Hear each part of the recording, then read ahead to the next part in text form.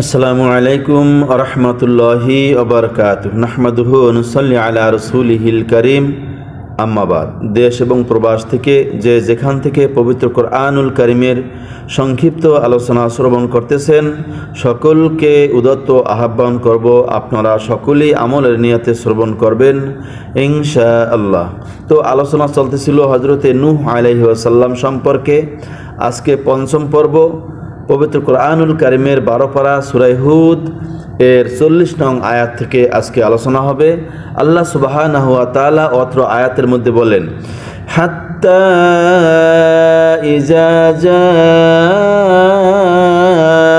আমরুনা, অবশেষে যখন আমার ফরমান এসে পৌঁছল, ওয়াফারাত্তান নূর, এবং জমিন থেকে পানি উঠতে লাগলো, কুল নাহমিল ফিহা মিন কুল্লি যাওজাইন ইসনাইন, আল্লাহ বললেন, আমি বললাম প্রত্যেক শ্রেণীর প্রাণী থেকে এক একটি নর ও এক একটি মাদি, অর্থাৎ দুটি করে তাতে উঠিয়ে নাও, অর্থাৎ নৌকার মধ্যে উঠিয়ে নাও।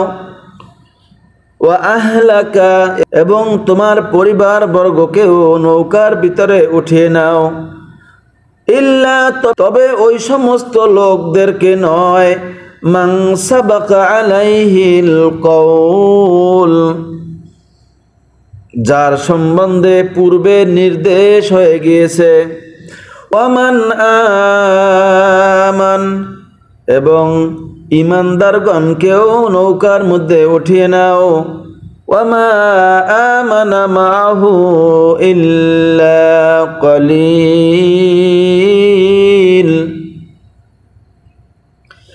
আর অল্প কয়েকজন ব্যতীত কেহই তার প্রতি ঈমান আনেনি।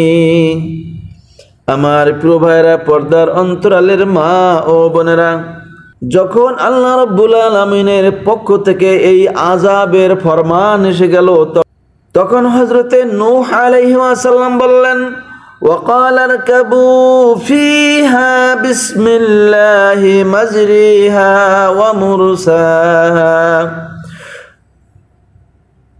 হযরতে নূহ আলাইহিস সালাম বললেন, এই নৌকায় আরোহণ করো, এর গতি ও তার স্থিতি আল্লাহরই নামে, অর্থাৎ আল্লাহর হুকুমে চলবে এবং আল্লাহর হুকুমই থামবে। ইন্না রাব্বি লাগফুরুর রহিম, নিশ্চয় আমার প্রতিপালক অতি ক্ষমাশীল এবং দয়াবান। ওয়াহিয়া তাজরি বিহিম ফি মাউজিন কাল জিবাল, আর সে নৌকাখানা তাদেরকে নিয়ে পর্বত তুল্য তরঙ্গের মধ্যে চলতে লাগলো।